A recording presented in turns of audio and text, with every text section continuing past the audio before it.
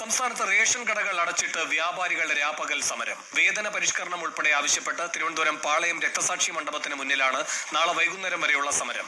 ജനങ്ങൾക്ക് റേഷൻ നിഷേധിക്കുന്നത് അംഗീകരിക്കാനാകില്ലെന്ന് ഭക്ഷ്യമന്ത്രി GR അനിൽ. സർക്കാർ ചർച്ചയ്ക്ക് തയ്യാറെന്നും മന്ത്രി 24നോട് പറഞ്ഞു.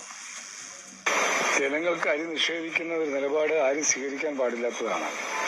ദേശീയ പണിമുടക്ക് നടക്കുന്ന സമയത്ത് പോലും പാലും അതുപോലെ റേഷൻ കടകളിലെ സാധനങ്ങളും ലഭ്യമാക്കാനുള്ള നടപടിയാണ് സാധാരണ സ്വീകരിക്കുന്നത്. റേഷൻ വ്യാപാരികളുമായി ചർച്ച നടത്തി ഗവൺമെന്റ് ചെയ്യാവുന്ന കാര്യങ്ങളെല്ലാം അവരോട് പറഞ്ഞു. അത് ഇന്നല്ലെങ്കിൽ നാളെ നടപ്പാക്കാൻ കഴിയുന്ന കാര്യങ്ങളാണ്.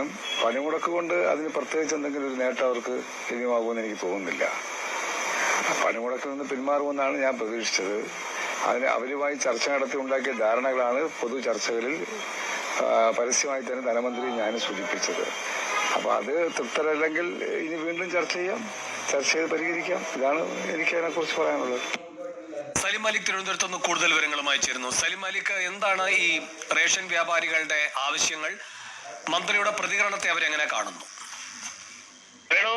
റേഷൻ വ്യാപാരികൾ ഏറെക്കാലമായി സർക്കാരിന് മുന്നിൽ വെക്കുന്ന ആവശ്യങ്ങൾ അത് പലതവണ ചർച്ചയായി ഉൾപ്പെടെ മുന്നിൽ വന്നതാണ്. പക്ഷേ അനുകൂലമായ ഒരു മറുപടി ലഭിക്കാത്തതിനാലാണ് സർക്കാർ അനുകൂല സംഘടനകൾ ഉൾപ്പെടെ റേഷൻ വ്യാപാരികൾ സമരത്തിലേക്ക് തിരിഞ്ഞത്. പ്രധാനപ്പെട്ട ഇവരുടെ ആവശ്യം റേഷൻ വ്യാപാരികളുടെ വേതന പാക്കേജ് കാലോചിതമായി പരിഷ്കരിക്കുക എന്നുള്ളതാണ്. ഒപ്പം തന്നെ കോവിഡ് കാലത്ത് നൽകിയ കിറ്റിന്റെ കമ്മീഷൻ നൽകുക, ക്ഷേമനിധി കാര്യക്ഷമമാക്കുക, KTPDFന്റെ അപാകതകൾ പരിഹരിക്കുക തുടങ്ങിയ വിവിധ ആവശ്യങ്ങൾ കൂടി ഇവർ ഉന്നയിക്കുന്നുണ്ട്.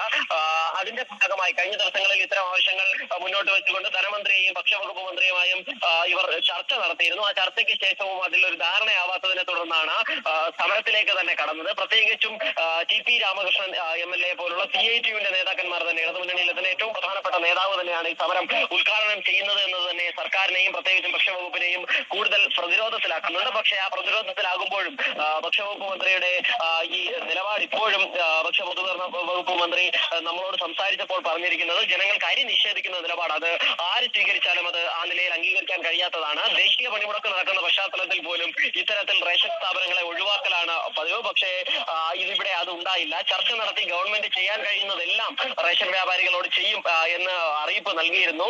ഏറ്റവും അവസാനം വരെയും പണിമുടക്കിൽ നിന്ന് പിന്മാറുമെന്നായിരുന്നു കരുതിയിരുന്നത്. പക്ഷെ അത് ഉണ്ടായില്ല. ഇനിയും തൃപ്തരല്ലെങ്കിൽ വീണ്ടും ചർച്ച നടത്താം എന്നുകൂടി മന്ത്രി പറയുകയും ചെയ്യുന്നു. വേണു.